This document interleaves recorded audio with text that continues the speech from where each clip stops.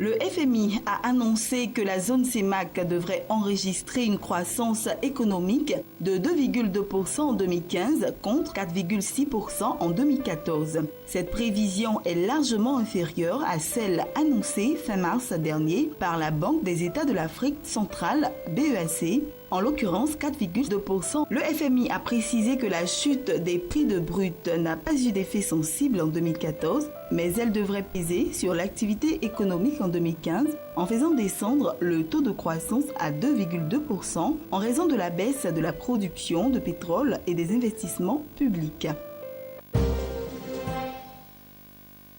La filiale égyptienne du géant immobilier émirati de la promotion immobilière Emaar Property a annoncé dans un communiqué qu'elle envisage de s'introduire sur la bourse du Caire afin de lever 2,8 milliards de livres égyptiennes, soit 367 millions de dollars. Emaar a précisé que l'opération portera sur l'émission de 600 millions d'actions au prix de 4,70 livres égyptiennes par action, conformément aux recommandations du cabinet d'expertise comptable Grant Thornton. La société investit essentiellement dans l'immobilier résidentiel, commercial et touristique.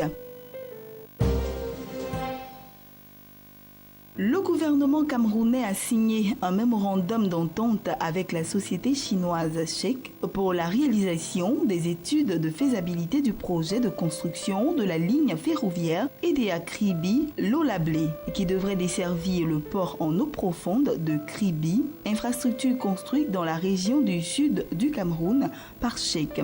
Bien que l'on ne soit encore très loin de l'attribution du marché pour la construction proprement dite de cette ligne ferroviaire qui s'intègre dans le plan ferroviaire national, l'on peut tout de même souligner l'intérêt qu'accorde au projet cette entreprise chinoise qui est en passe de devenir le maillon essentiel de tous les projets de construction autour ou en lien avec le port en eau profonde de Kribi. La Commission européenne a effectué le 7 mai le versement de 100 millions d'euros à la Tunisie.